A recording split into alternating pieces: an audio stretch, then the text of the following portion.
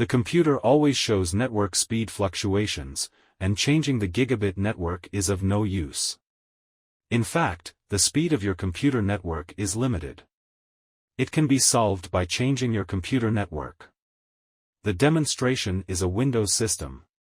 First, hold down the Windows plus R keys, open Run gpedit.msc, and click OK.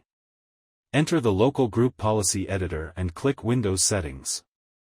Click here on Policy-Based QoS, right-click, and select Advanced QoS Settings. Check Specify the inbound TCP throughput level, select O Level 3, Maximum Throughput, and click OK. Enter Administrative Templates, where you can see the network. Click Network, find QoS Packet Scheduler, and open it.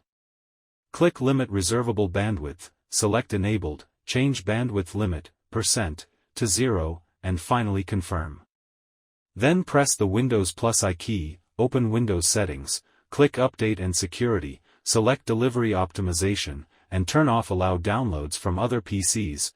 Turning this on will consume 80% of your disk space and network resources. If you have any better methods, please share them in the comment area under the video. Please follow us for more content.